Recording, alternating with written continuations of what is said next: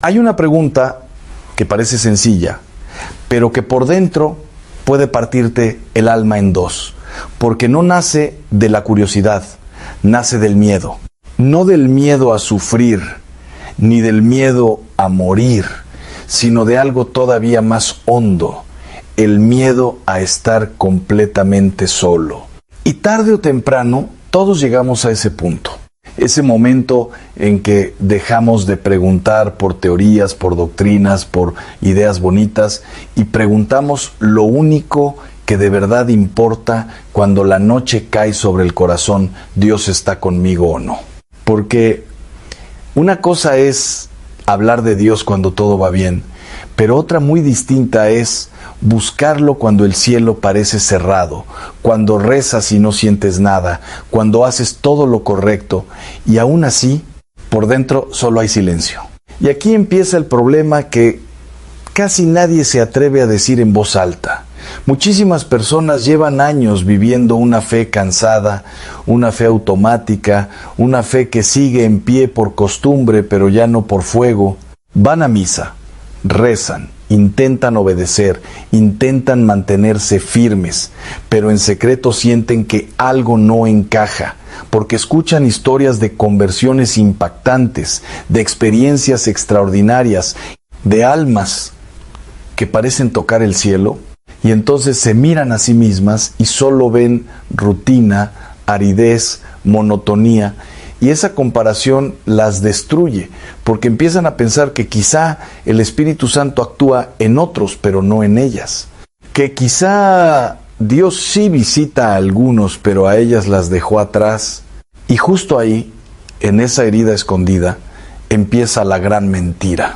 Porque si tú has llegado a pensar que la presencia de Dios se mide por lo que sientes, entonces ya entraste en una trampa peligrosa. Una trampa sutil, espiritual, elegante incluso, pero trampa al fin. Porque el Espíritu Santo no suele entrar con ruido. No siempre sacude, no siempre emociona, no siempre consuela de la manera que tú quisieras. A veces hace algo mucho más incómodo, mucho más profundo y precisamente por eso más verdadero. A veces, en lugar de darte paz inmediata, te confronta. En lugar de acariciarte el alma, te la desnuda. En lugar de hacerte sentir fuerte, te muestra lo frágil que eres. Y si no entiendes eso, puedes confundir su obra con ausencia, cuando en realidad es exactamente al revés. La primera gran señal de que el Espíritu Santo está actuando en tu vida no es que te sientas santo, es que empiezas a ver con claridad lo que en ti no lo es. Y eso duele. Duele muchísimo porque mientras uno vive distraído, puede sostener una imagen bonita de sí mismo. Puede convencerse de que no está tan mal, de que sus errores son normales, de que todos hacen lo mismo, de que Dios entenderá. Pero cuando el Espíritu Santo empieza a tocar un alma de verdad, esa comodidad se rompe.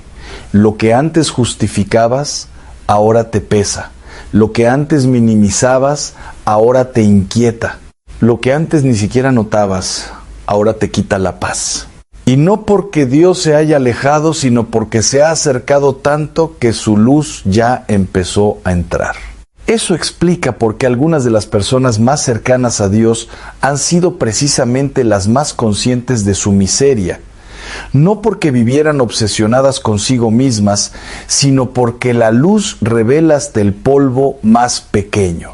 Cuanto más cerca está un alma de Dios, menos puede mentirse.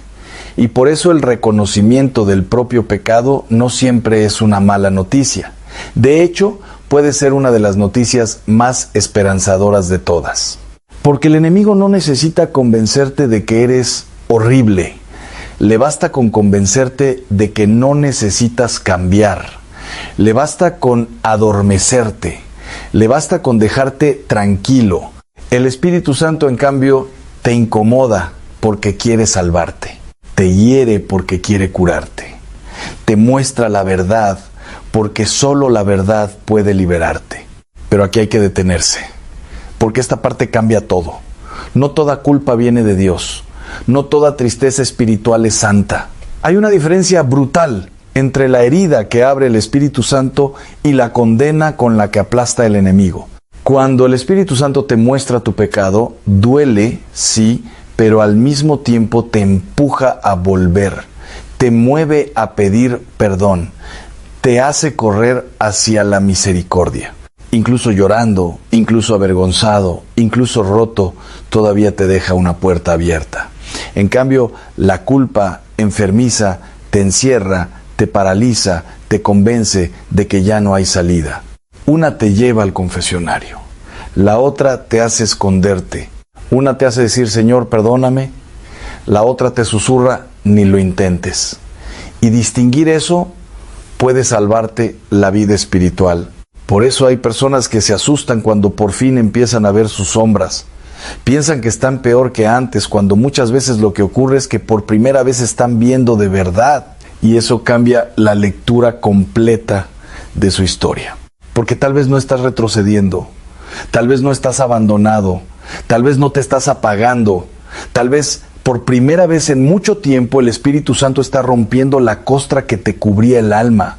Tal vez esa incomodidad que sientes, ese dolor interior, esa vergüenza santa que no te deja tranquilo, no es prueba de distancia, sino de visita, no de rechazo, sino de amor. Y si esto es así, entonces la pregunta ya no es ¿por qué me siento así? Sino ¿qué está intentando sanar Dios en mí ahora mismo? Y justo cuando uno empieza a entender eso, aparece la segunda señal, pero no como muchos esperan. Porque aquí tampoco hablamos de éxtasis, ni de visiones, ni de emociones dulces. Hablamos de algo más silencioso y por eso mismo más decisivo. Una sed, un hambre de Dios que a veces ni siquiera sabes explicar. Una necesidad de volver a la oración, incluso cuando rezar te cuesta. Una nostalgia extraña cuando te alejas. Un vacío que ninguna distracción consigue llenar del todo. Y eso es lo desconcertante, porque muchas veces esa sed no llega en medio del consuelo, sino en plena sequedad. Quieres orar pero no disfrutas. Buscas a Dios, pero no lo sientes. Te presentas ante Él, pero todo parece árido. Y aún así, algo dentro de ti insiste. Algo no te deja irte del todo. Algo sigue llamando. Ese algo importa más de lo que imaginas, porque puede ser la prueba que llevabas años esperando. No de que ya llegaste, sino de que Él ya empezó. Porque nadie busca a Dios de verdad si Dios no lo ha buscado primero. Nadie persevera en la oración vacía durante años solo por capricho. Nadie sigue volviendo a una puerta que parece cerrada si no hubiera en lo más profundo una gracia sosteniéndolo desde dentro. Pero aquí viene lo más inesperado de todo. A veces el Espíritu Santo te atrae precisamente quitándote los apoyos sensibles porque quiere enseñarte a amar a Dios por quien es y no solo por lo que te hace sentir. Y cuando eso empieza, la fe deja de ser emoción y se convierte en fidelidad. Y esa transición es más dura de lo que parece, porque ahí se revela si de verdad quieres a Dios o solo querías el consuelo de Dios, si querías su presencia o sus regalos, si querías al Padre o solo querías alivio. Esa es la prueba silenciosa que casi nadie ve por fuera, pero que decide el destino de un alma por dentro. Y lo más impresionante es que cuando uno la atraviesa, empieza a descubrir algo que no esperaba encontrar en medio de tanta aridez. No una emoción fuerte, no una respuesta espectacular, sino una transformación mucho más peligrosa para el ego y mucho más poderosa para la eternidad. Porque la siguiente señal no te va a mirar hacia arriba, sino hacia los demás. Y cuando aparezca, ya no podrás seguir viviendo igual. Porque en el momento en que esa sed de Dios empieza a echar raíces, algo cambia en la forma en que miras a los demás, pero no de manera instantánea ni cómoda, sino casi imperceptible al principio, como una grieta que se abre en el corazón. De pronto el sufrimiento ajeno deja de ser una noticia más, deja de ser algo lejano y empieza a doler de verdad. Pero ese dolor no llega como una emoción pasajera que desaparece al cambiar de tema, sino como una incomodidad que insiste, que te sigue, que no te deja tranquilo, como si alguien te estuviera empujando suavemente desde dentro a hacer algo, lo que sea, pero algo. Y ahí es donde muchas personas se confunden, porque piensan que la compasión es simplemente sentir mucho, emocionarse mucho, incluso llorar. Pero el Espíritu Santo no se queda en sentimientos. Él empuja hacia la acción. Porque si solo sientes pero no haces nada, algo no está completo. Y aquí es donde la fe deja de ser algo interior y empieza a volverse incómodamente concreta. Porque ya no basta con pensar bien, con creer bien, con rezar bien. Ahora hay que amar bien. Y amar bien siempre tiene un costo. Pero justo cuando esto empieza, aparece otra trampa. Porque el mundo está lleno de dolor, demasiado dolor, y si intentas cargar con todo, te vas a romper. Entonces algunos se endurecen y dejan de sentir, mientras otros se abruman y se paralizan. Y en medio de ese caos, el Espíritu Santo hace algo muy específico, algo que cambia completamente el enfoque. No te pide que salves al mundo, te pide que no ignores a la persona que tienes delante. No te pide que resuelvas todos los problemas, te pide que no cierres los ojos ante el que ya está en tu camino. Y eso lo cambia todo, porque ya no se trata de hacer cosas enormes, sino de responder a lo concreto. Una llamada que evitas, una conversación que pospones, una ayuda que sabes que podrías dar pero no das. De pronto, el amor deja de ser teoría y se vuelve decisión. Y ahí aparece una señal clara. Empiezas a sentir que no puedes quedarte igual. No porque alguien te obligue, sino porque algo dentro de ti ya no lo permite. Pero aquí viene lo más difícil, porque esa compasión verdadera no siempre es suave. A veces implica decir que no, a veces implica poner límites, a veces implica incomodar al otro para ayudarlo de verdad. Y eso rompe con la idea romántica del amor fácil. Porque amar no siempre es agradar, amar no siempre es ceder. Amar muchas veces es hacer lo correcto, aunque el otro no lo entienda en el momento. Y justo cuando empiezas a vivir así, cuando ya no puedes ignorar el dolor ajeno, cuando el amor se vuelve acción concreta, cuando eliges hacer el bien aunque no te aplaudan, aparece la cuarta señal, y esta es una de las más liberadoras, pero también de las más difíciles de aceptar, porque tiene que ver contigo, con lo que eres, con lo que no eres, con lo que no has logrado ser. Llega un momento en el que te das cuenta de que no vas a cambiar de un día para otro, que hay debilidades que siguen ahí, que hay caídas que se repiten, que hay límites que no desaparecen por más que lo intentes. Y eso puede frustrarte profundamente o puede transformarte completamente.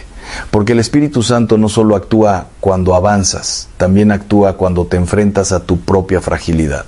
Y aquí ocurre algo que rompe todos los esquemas. Empiezas a aceptar lo que antes rechazabas de ti mismo, pero no como excusa, sino como punto de encuentro con la gracia. Dejas de exigirte una perfección imposible y empiezas a buscar una fidelidad real. Ya no te destruyes por cada error. Ya no te hundes por cada caída. Sigues luchando, sí, pero con otra mirada, con más paz, con más humildad, con más verdad. Pero ojo, porque esto no significa rendirse, no significa soy así y ya está. Eso no es aceptación, eso es abandono. Lo que cambia no es la lucha, sino la forma de luchar. Ya no peleas desde el orgullo, peleas desde la confianza. Ya no dependes solo de tus fuerzas, empiezas a apoyarte en algo más grande que tú. Y eso, aunque no lo parezca, es una señal clarísima de que el Espíritu Santo está trabajando en ti. Porque cuando empiezas a levantarte más rápido después de caer, cuando dejas de perderte en la culpa inútil, cuando puedes mirarte con verdad sin destruirte, algo se está transformando. Y esa transformación prepara el terreno para la señal más importante de todas, la que no se puede fingir, la que no se puede sostener sin ayuda divina, la que define todo, el amor. Pero no cualquier amor, no el que sientes cuando todo va bien, no el que es fácil, no el que dura mientras te conviene. Hablamos de un amor que permanece cuando todo invita a rendirse, un amor que perdona cuando no hay ganas, un amor que sigue dando cuando no recibe nada. Y aquí es donde todo se vuelve radical, porque este tipo de amor no nace de ti. Aparece cuando decides no devolver el daño, cuando eliges callar en lugar de herir, cuando haces el bien sin que nadie lo vea, cuando perdonas sin que te lo pidan. Y en esos momentos, aunque parezcan pequeños, está ocurriendo algo enorme, porque ese amor no es humano en su origen, es prestado, es infundido, es el Espíritu Santo amando a través de ti. Y lo más impactante es que estos momentos no suelen sentirse extraordinarios. No hay música de fondo, no hay emoción intensa, a veces incluso duelen, pero precisamente por eso son reales. Porque el amor verdadero no siempre se siente, pero siempre se elige. Y aquí es donde todo encaja, pero también donde todo se pone a prueba. Porque si todo esto es cierto, entonces la pregunta ya no es si sientes a Dios, sino si estás dispuesto a amar como Él ama. Y esa respuesta cambia completamente el rumbo de tu vida. Y en ese punto, cuando todo parece encajar, es precisamente cuando la mayoría se equivoca otra vez, porque el corazón humano tiene una tendencia casi automática a buscar señales visibles, a querer confirmar lo invisible con algo que se pueda sentir, medir o experimentar.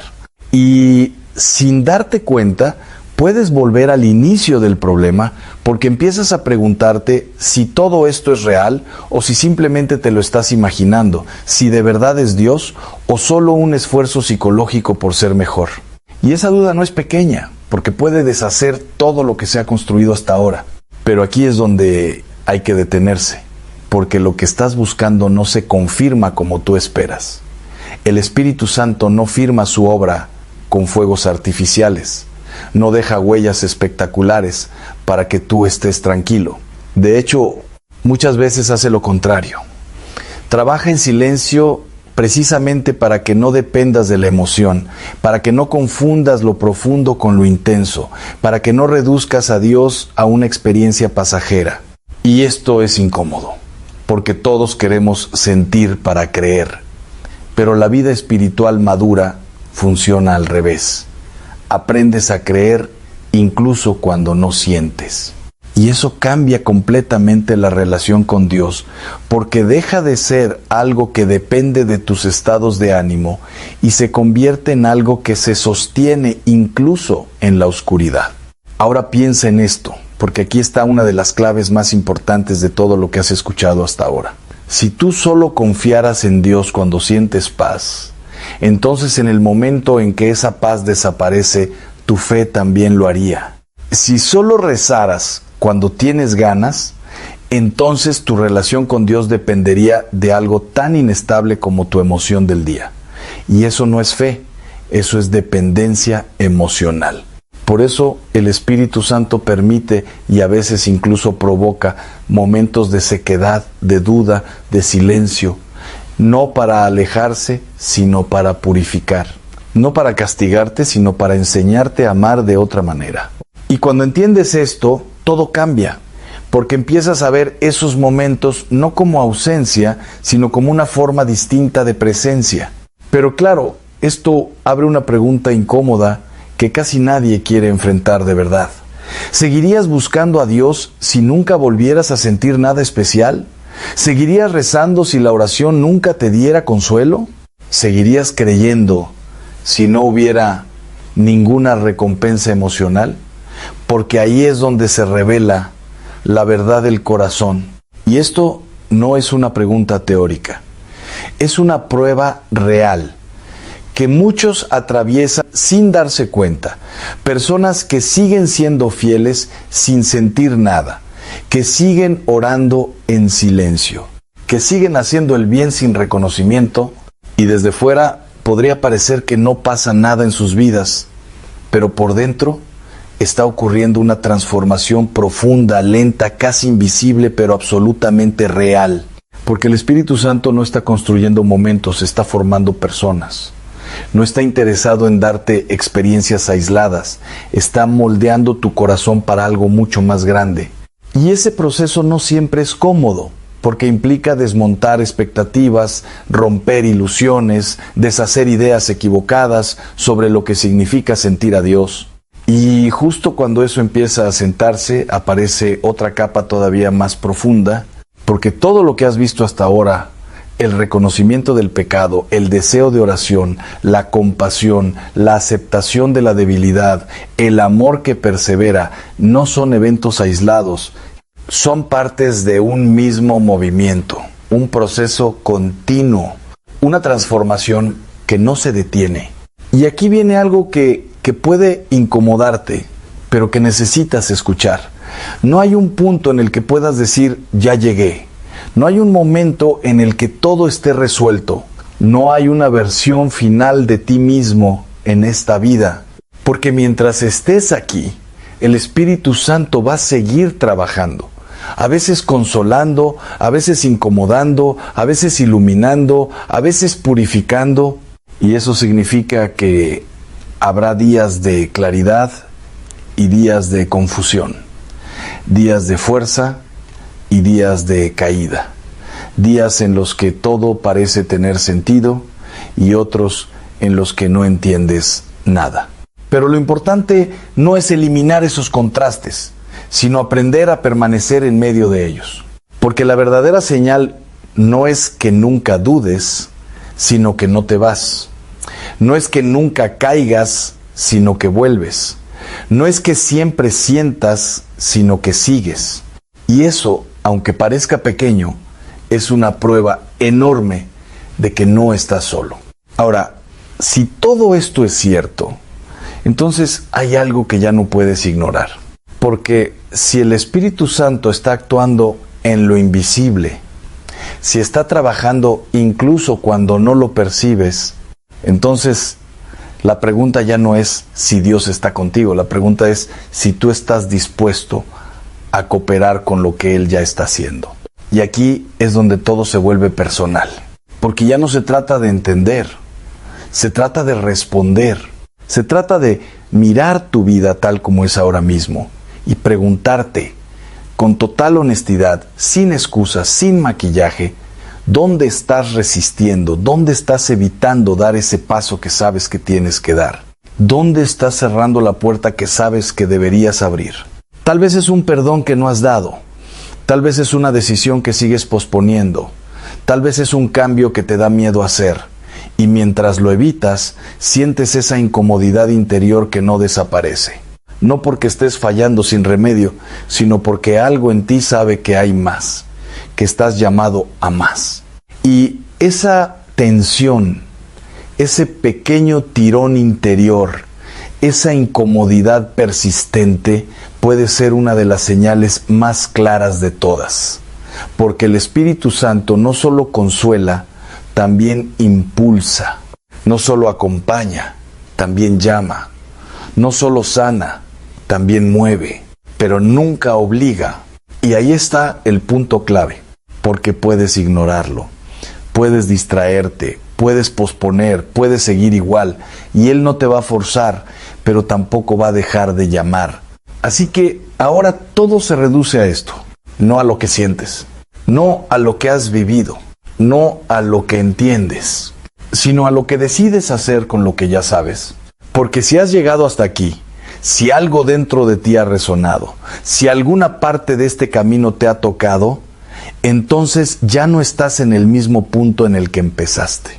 Y eso significa que la próxima decisión importa más de lo que crees. Porque podría ser el inicio de algo que llevas años esperando sin saberlo. Y entonces llegamos al punto del que nadie puede escapar, porque después de todo lo que has escuchado, después de todo lo que se ha removido dentro de ti, hay una verdad que ya no puedes ignorar. Si el Espíritu Santo está actuando, aunque no lo sientas, entonces tu vida ya no es una casualidad, es un proceso en marcha.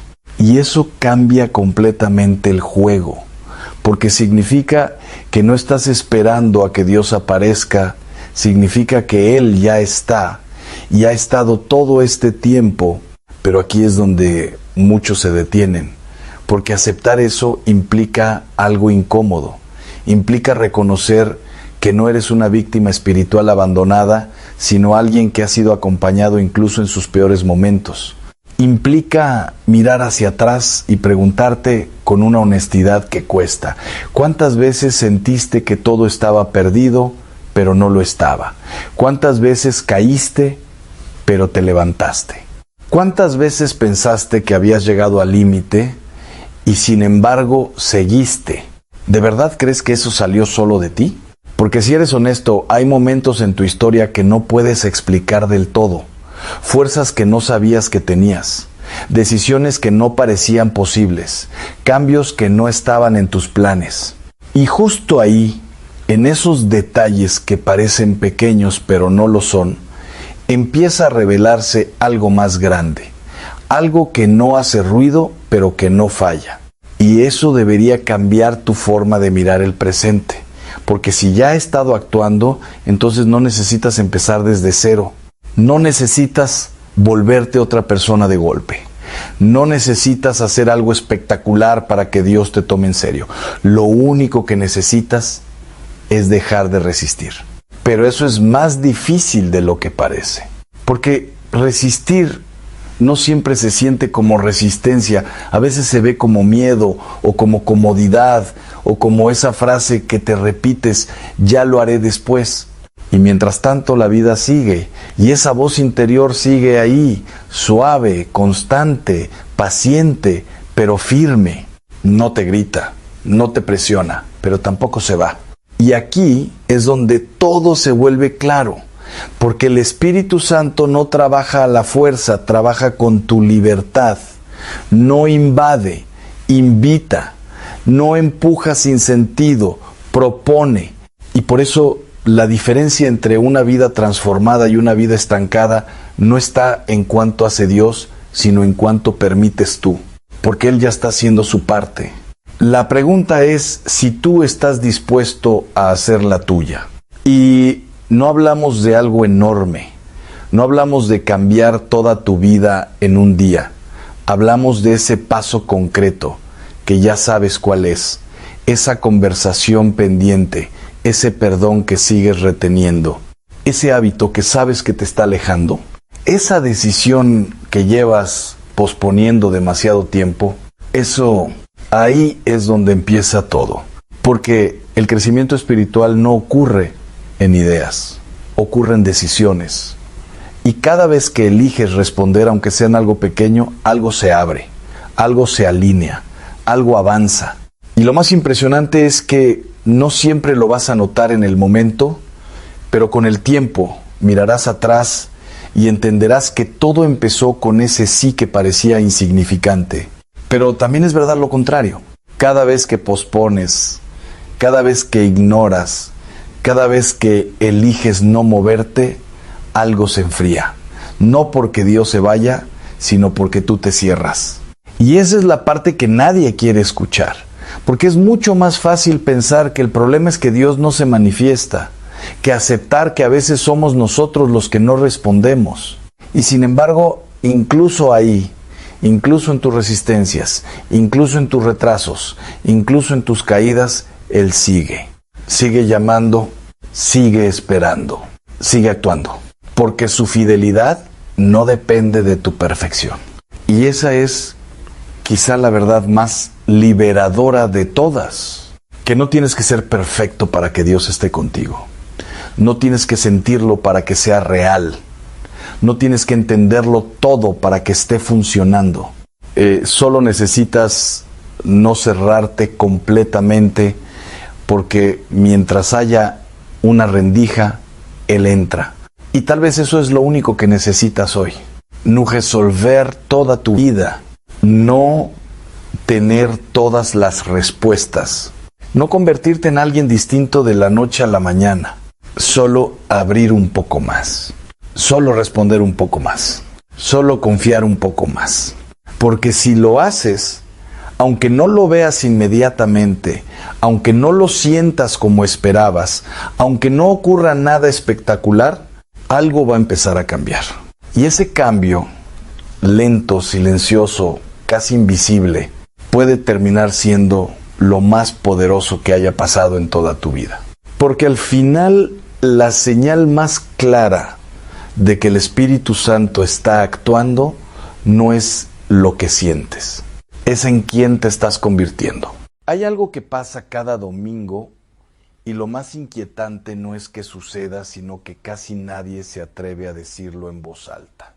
Porque si entras a cualquier iglesia, en cualquier ciudad, y observas con atención lo que ocurre en la misa, vas a notar una escena que se repite con una precisión casi perfecta. No importa la edad, no importa la historia, no importa la vida que cada persona lleva fuera de esas paredes, hay un momento en el que todos hacen exactamente lo mismo. Se levantan, forman la fila, avanzan en silencio y reciben la comunión. Pero lo que nadie dice es lo que viene antes de ese momento. O mejor dicho, lo que no viene. Porque millones de personas que comulgan cada domingo no se han confesado. No han hecho un examen de conciencia real.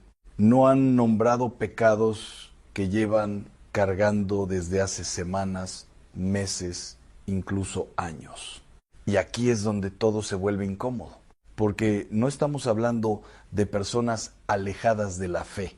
No estamos hablando de quienes rechazan a Dios. Estamos hablando de los fieles, de los que nunca faltan, de los que rezan, de los que creen, de los que enseñaron a otros a creer. Personas que en apariencia lo están haciendo todo bien y sin embargo algo no está bien. No por mala intención, no por rebeldía, sino por algo mucho más silencioso, mucho más común y mucho más peligroso. Nadie se los explicó. Nadie les dijo que hay pecados concretos que bloquean completamente la gracia de la comunión. Nadie les enseñó que puedes estar en la fila y al mismo tiempo estar cerrado por dentro. Y lo más importante, nadie les hizo esta pregunta. ¿Estás realmente preparado para recibir lo que estás a punto de recibir? Antes de seguir, quiero que hagas algo conmigo. Piensa en la última vez que comulgaste. No la idealices, no te justifiques, solo mírala con honestidad. ¿Cómo llegaste a ese momento? ¿Hubo preparación o solo costumbre? ¿Hubo conciencia o solo repetición? Porque esa respuesta es el punto de partida de todo lo que viene. Y cuando terminemos este video, esa misma pregunta va a pesar mucho más. Ahora, hay algo que necesitas entender antes de entrar en los 12 pecados, porque sin esto todo lo demás pierde sentido.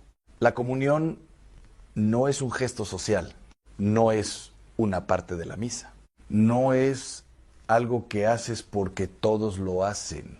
La comunión es un encuentro, y no un encuentro simbólico, no una representación, no un recuerdo. Es, según la enseñanza constante de la Iglesia, el cuerpo real de Cristo. Y si eso es verdad, entonces todo cambia. Porque no puedes acercarte a algo así de cualquier manera. No puedes llegar sin preparación, como si fuera una rutina más.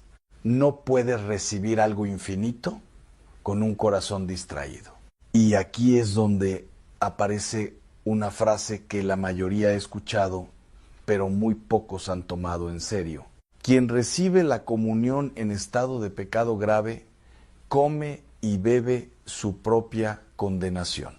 Eso no es una exageración, no es una amenaza, es una advertencia. Y no está ahí para asustarte, está ahí para despertarte. Porque la comunión no es peligrosa por lo que es, sino por cómo la recibes. Y aquí es donde entra una imagen que lo deja todo claro. Imagina que un rey, no cualquier persona, un rey te invita a cenar, no a un evento público, a su mesa, contigo. Ahora imagina que llegas sin prepararte, sin cuidar tu apariencia, sin pensar en el momento. Como si fuera cualquier cosa, no sería una falta de protocolo, sería una falta de respeto. No porque el rey sea cruel, sino porque el encuentro merece algo de ti. Ahora, entiende esto. La comunión es infinitamente más grande que cualquier cena con cualquier rey. Y sin embargo, muchas personas se preparan menos para comulgar que para una reunión de trabajo. Y eso no viene de la maldad, viene de la costumbre, porque poco a poco lo sagrado se volvió automático, lo extraordinario se volvió rutina. Y lo que debería detenerte ahora pasa sin que lo notes, pero eso puede cambiar hoy, porque lo que vas a ver ahora no es teoría, no es algo lejano. Son 12 pecados concretos, comunes, silenciosos, que millones de personas cargan sin saber que están bloqueando completamente la gracia de la comunión. Y el primero es el más directo de todos, pero también el que más personas ignoran, el pecado de recibir la comunión en estado de pecado mortal. Aquí no hay ambigüedad. Un pecado mortal tiene 3 condiciones. Es grave. Sabes que es grave y decides hacerlo. Y si tienes uno, aunque sea uno sin confesar, y te acercas a comulgar, no estás recibiendo como deberías. Estás contradiciendo lo que ese momento significa.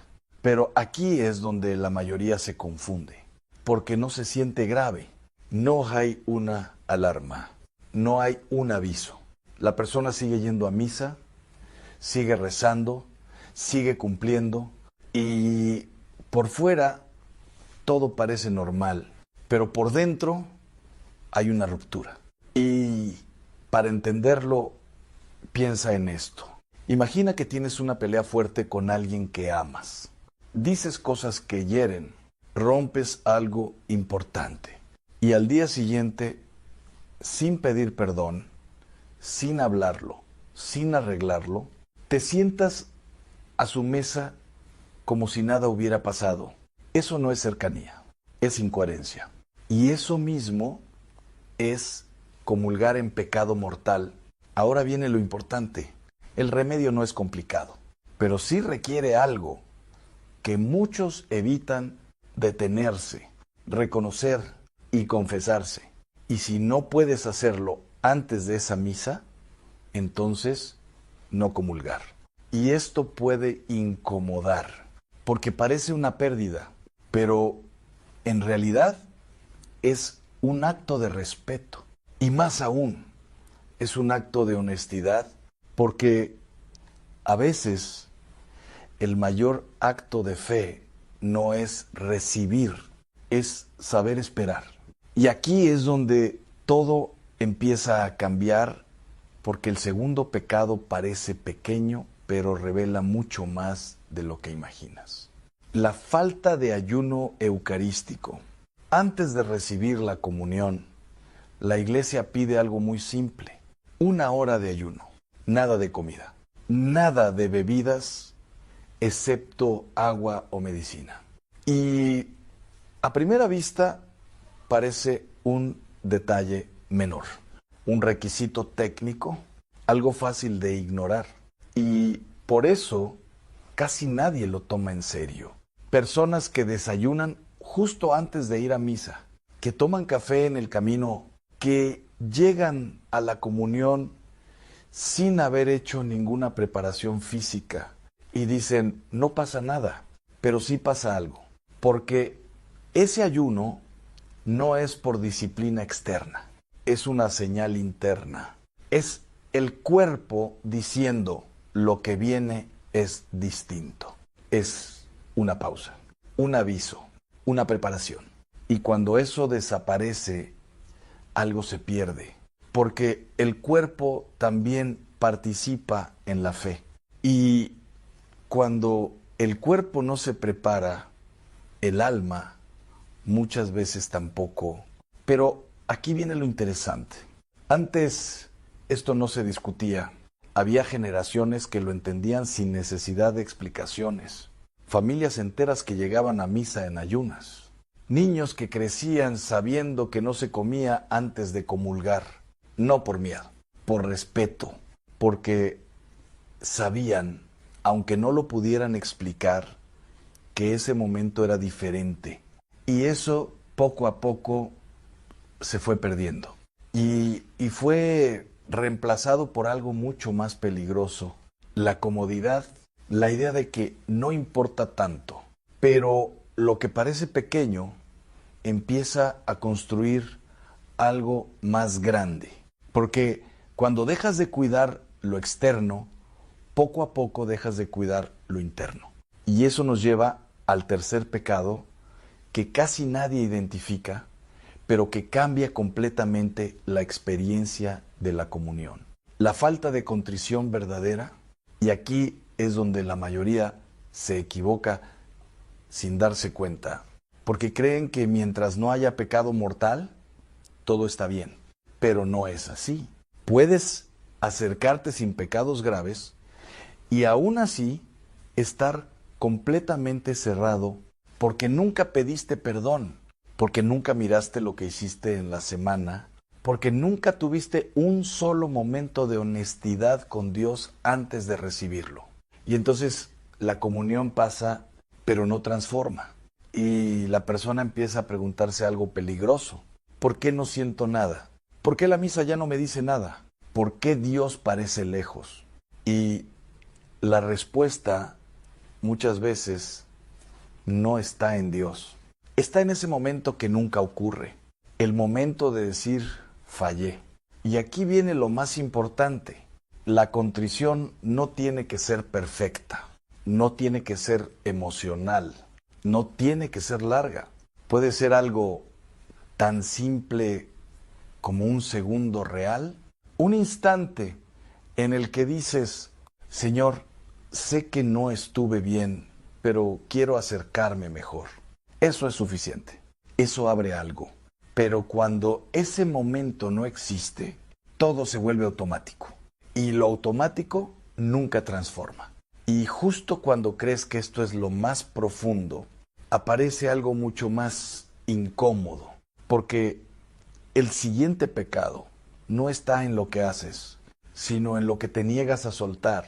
Y cuando lo veas, vas a entender por qué tantas comuniones no están dando fruto. Pero eso lo vemos en la siguiente parte. Porque hay algo que muchas personas cargan cada domingo y no lo consideran pecado, pero está ahí, silencioso, constante, afectando directamente la manera en que reciben la comunión, y eso es el rencor. No un rencor momentáneo que aparece y desaparece, sino ese que ya ha hecho raíces, ese que ya no arde pero tampoco se va, ese que dejó de doler porque se volvió parte de ti. Y aquí es donde todo se vuelve más serio, porque puedes rezar, puedes ir a misa, puedes cumplir con todo lo externo, pero si hay alguien en tu vida a quien decidiste no perdonar, algo dentro de ti se cierra. Y no es simbólico, es real, porque antes incluso de hablar de la comunión, hay una advertencia muy clara. Si tienes algo contra tu hermano, detente, no avances, resuélvelo primero. Y eso cambia completamente la perspectiva, porque ya no se trata solo de tu relación con Dios, se trata también de tu relación con los demás. Y aquí es donde muchos se justifican, dicen que no pueden perdonar, que lo que les hicieron fue demasiado, que no depende de ellos, y en parte tienen razón, porque el perdón no siempre es inmediato ni fácil. Pero aquí está el punto que no puedes ignorar. No se te pide que ya hayas perdonado completamente. Se te pide que no estés cerrado a perdonar, porque hay una diferencia enorme entre decir todavía no puedo y decir no quiero. Y esa diferencia lo cambia todo, porque la comunión no entra en un corazón cerrado. No porque Dios se niegue, sino porque tú no estás dejando espacio. Así que piensa en esa persona que vino a tu mente sin esfuerzo. Y ahora pregúntate con honestidad, ¿qué pasaría dentro de ti si la vieras hoy? Porque si lo que aparece es tensión, rechazo o dureza, entonces hay algo que no puedes ignorar antes de acercarte al altar. Pero justo cuando crees que ese es el punto más profundo, la historia da un giro inesperado, porque a veces el rencor no está donde tú crees. A veces no es contra otra persona, a veces es contra Dios. Y esto incomoda más porque casi nadie lo reconoce, pero es mucho más común de lo que parece. Personas que siguen yendo a misa, que siguen rezando, que siguen comulgando, pero algo cambió en algún momento, algo se rompió, una pérdida, una enfermedad, una injusticia, algo que no debió pasar pero pasó. Y desde entonces hay una distancia, no visible ni hablada, pero completamente real. Y mientras esa distancia existe, la persona sigue cumpliendo por fuera, pero por dentro hay una pregunta que no se ha cerrado. ¿Por qué pasó esto? ¿Por qué a mí? ¿Por qué Dios no hizo nada? Y mientras esa pregunta sigue abierta, la comunión no fluye igual, porque no puedes acercarte plenamente a alguien con quien estás en conflicto. Y aquí viene algo que puede cambiarlo todo. No necesitas tener la respuesta ni entender lo que pasó, solo necesitas ser honesto. Decirle a Dios exactamente lo que llevas dentro, decirle me dolió, no lo entendí y todavía me cuesta, porque esa honestidad abre una puerta que el silencio mantiene cerrada, pero ignorarlo hace que todo siga igual. Y esa es la diferencia entre una comunión que transforma y una que pasa sin dejar huella. Y cuando parece que ya llegaste al fondo, aparece un pecado que se esconde detrás de algo que incluso parece bueno, algo que se disfraza de fe. Y ese es la soberbia espiritual, que es peligrosa precisamente porque no se siente como pecado, se siente como tener razón, como estar más comprometido, como hacer las cosas mejor que otros. Y ahí es donde empieza el problema, porque la persona que cumple con todo empieza a mirar a los demás desde arriba, empieza a juzgar, a comparar, a medir y sin darse cuenta rompe algo esencial, porque la fe sin humildad se convierte en distancia, en separación, en superioridad. Y eso es exactamente lo contrario de la comunión, pero lo más peligroso es que quien está ahí no lo ve, cree que está bien, cree que está más cerca, cuando en realidad está más cerrado. Y aquí es donde necesitas detenerte y hacerte una pregunta incómoda. Si hay alguien a quien consideras menos en la fe, alguien a quien miras con juicio o con cierta superioridad, porque si la respuesta es sí, entonces hay algo que necesita ser limpiado antes de acercarte al altar, porque la comunión no es solo unión con Dios, es también unión con los demás. Y no puedes unirte desde arriba, tienes que hacerlo desde la humildad. Pero incluso eso no es lo más inquietante, porque hay un pecado que no grita, no incomoda y no se siente, y precisamente por eso destruye más lentamente la tibieza, la pereza espiritual, la costumbre que se instala sin que te des cuenta. Y aquí es donde muchas personas llevan años, van a misa, se levantan, comulgan, se sientan y se van, sin que nada pase por dentro. Y al principio no parece importante, pero con el tiempo algo se apaga, la fe se vuelve plana, la oración pierde fuerza, Dios empieza a sentirse distante y la persona comienza a preguntarse por qué ya no siente nada. Pero el problema no es que Dios se haya ido, el problema es que la relación dejó de estar viva. Y lo más fuerte es que la tibieza no duele ni alerta. Simplemente se instala como el agua tibia, que no quema, pero tampoco despierta, y semana tras semana va vaciando algo que antes tenía vida, hasta que un día te das cuenta de que han pasado años. Pero aquí viene lo importante, tiene solución y no es complicada, no necesitas emociones intensas ni experiencias extraordinarias, solo necesitas presencia.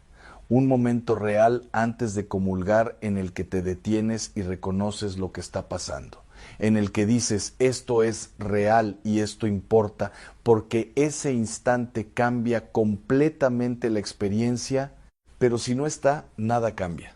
Y justo cuando parece que ya viste todo, aparece uno de los pecados más normalizados y más ignorados, el chisme, la murmuración, y aquí es donde muchos se resisten porque lo ven como algo cotidiano, algo sin importancia. Pero piensa en esto con honestidad. ¿Cuántas veces has hablado de alguien que no estaba presente? ¿Cuántas veces has compartido algo que no necesitaba ser compartido? ¿Cuántas veces has dicho algo que no dirías si esa persona estuviera enfrente? Ahí está la línea. Y casi nadie la reconoce porque la murmuración no es solo hablar, es dañar, es sembrar duda, es afectar la imagen de alguien sin que pueda defenderse. Y eso pesa más de lo que parece, porque puedes comulgar, salir de misa y en la siguiente conversación destruir la reputación de alguien con palabras y luego regresar el siguiente domingo como si nada. Y ahí es donde la coherencia se rompe, porque no puedes recibir unión y sembrar división al mismo tiempo. Y si llevas tiempo en eso, ya sabes lo que necesitas hacer.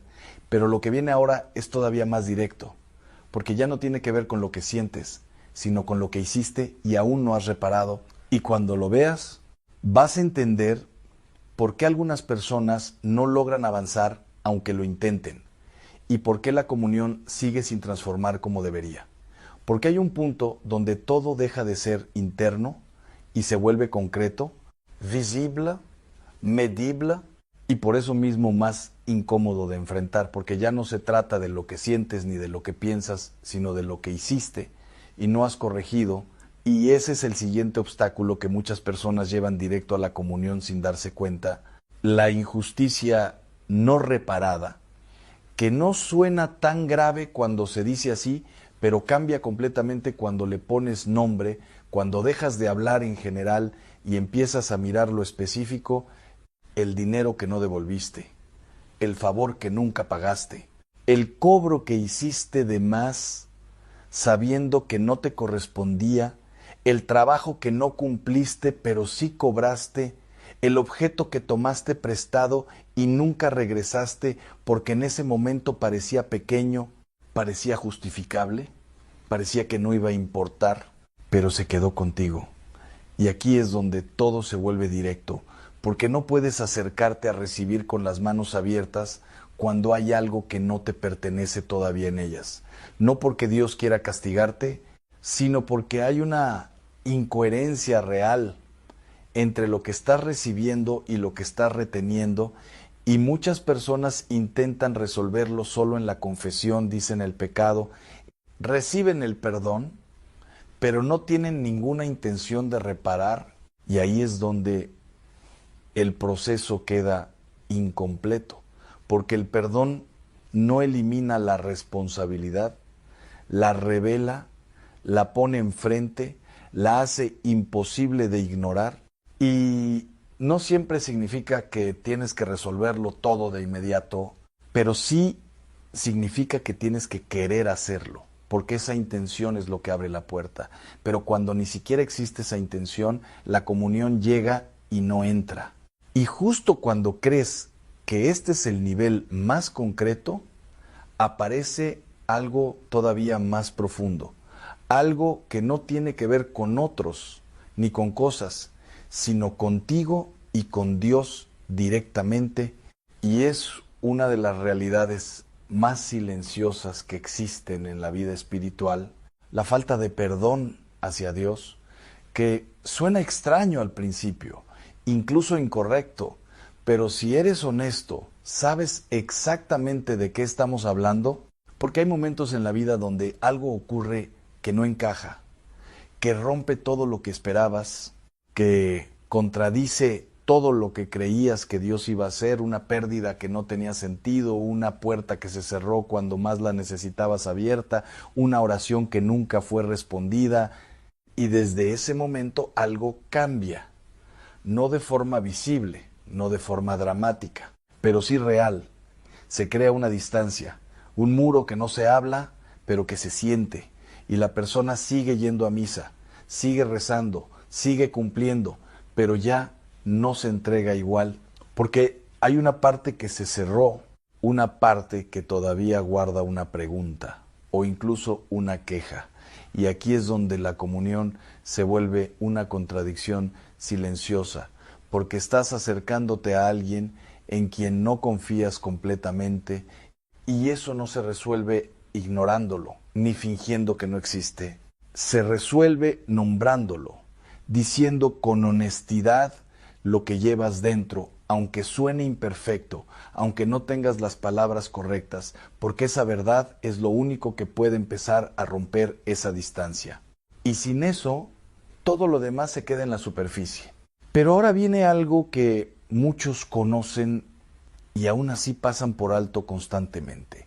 Algo que no depende de emociones ni de procesos internos, algo que es claro, directo y aún así se relativiza con facilidad.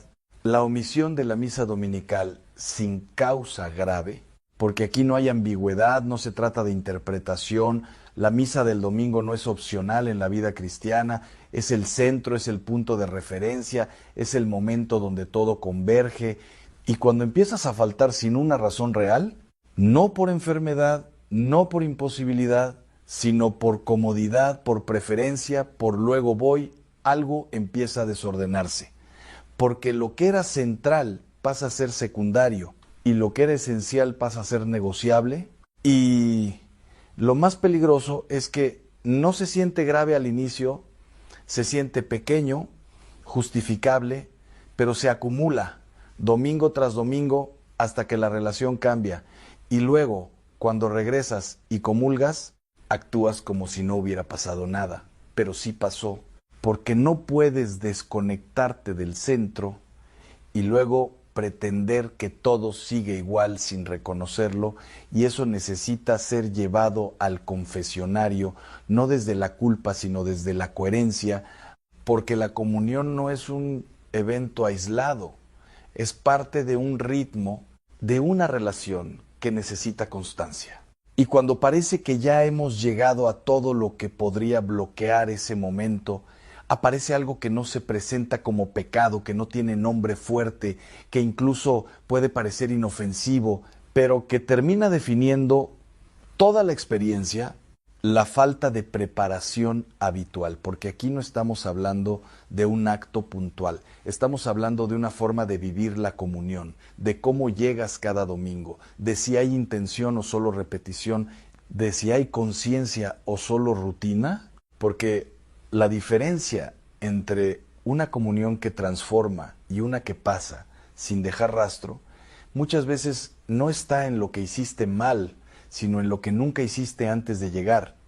Ese minuto que no diste, ese silencio que evitaste, ese momento en el que pudiste detenerte y no lo hiciste, y entonces todo ocurre por fuera, pero casi nada por dentro, y con el tiempo eso se vuelve normal, hasta que un día te preguntas por qué ya no sientes nada, por qué ya no hay cambio, por qué todo se volvió plano. Y la respuesta no está en buscar algo nuevo, está en hacer algo diferente con lo que ya tienes, en llegar distinto, en presentarte con intención, aunque sea pequeña, aunque no sientas nada especial, porque la gracia no necesita emoción, necesita apertura, necesita un espacio donde entrar, y ese espacio lo creas tú o lo cierras tú. Y ahora, después de ver todo esto, 12 puntos que no son teoría, que no son lejanos, que no son raros, sino profundamente cotidianos, aparece una pregunta que ya no puedes evitar. ¿Cómo has estado comulgando hasta ahora? porque ya no puedes decir que no sabías, ya no puedes decir que nadie te lo explicó. Ahora hay claridad y con la claridad viene la responsabilidad, pero no una responsabilidad que pesa, sino una que abre una posibilidad completamente nueva, porque el próximo domingo no tiene que ser igual al anterior, puede ser diferente, completamente diferente. No por algo externo, no porque cambie la misa, no porque cambie el sacerdote, sino porque tú llegas distinto, porque limpiaste lo que tenías que limpiar, porque nombraste lo que tenías que nombrar, porque decidiste no acercarte de forma automática, sino consciente, presente, dispuesto. Y aquí es donde todo se vuelve real, porque no se trata de recordar estos 12 puntos, se trata de hacer algo con ellos, hoy, no mañana, no después, hoy. Tomar unos minutos y recorrerlos en silencio, sin justificarte, sin explicarte, solo viendo con honestidad qué está en ti, qué necesitas llevar al confesionario, qué necesitas soltar, qué necesitas reparar, porque ese momento, ese pequeño acto de conciencia es el inicio de algo mucho más grande, es el punto donde la fe deja de ser costumbre y empieza a ser decisión. Y esa decisión cambia lo que pasa el domingo, cambia cómo recibes, cambia lo que te llevas de ahí. Porque hay algo que tienes que entender antes de terminar, algo que muy pocas personas consideran, pero que lo cambia todo. La comunión no solo te afecta a ti, afecta a quienes te rodean, especialmente a los que te miran, a los que aprenden de ti sin que te des cuenta. Porque hay un momento en cada misa que los niños observan con más atención que cualquier otro. El momento en que te levantas, caminas, recibes y vuelves a tu lugar, y en esos segundos están aprendiendo sin palabras qué significa realmente ese acto, si es importante o no, si es real o no, si merece silencio o distracción, si hay algo ahí o no lo hay. Y tú les estás enseñando, quieras o no, con cada gesto, con cada mirada, con cada segundo después de comulgar, y eso se queda con ellos, se convierte en su referencia, en su idea de fe, en lo que un día repetirán o abandonarán. Y entonces todo vuelve a una sola cosa, un solo momento, un solo punto de decisión. El próximo domingo, cuando te levantes y empieces a caminar hacia el altar, porque esa caminata ya no va a ser igual, ahora sabes lo que está en juego, ahora sabes lo que llevas, ahora sabes lo que significa. Y cuando el sacerdote diga el cuerpo de Cristo y tú respondas amén, ese amén ya no puede ser automático, ya no puede ser un reflejo vacío. Tiene que ser una declaración real, consciente, elegida, un sí que diga creo, un sí que diga estoy aquí, un sí que diga vengo preparado, porque ese amén dicho de verdad una sola vez puede cambiar completamente la manera en que vives la comunión y cuando eso cambia, todo lo demás empieza a cambiar también.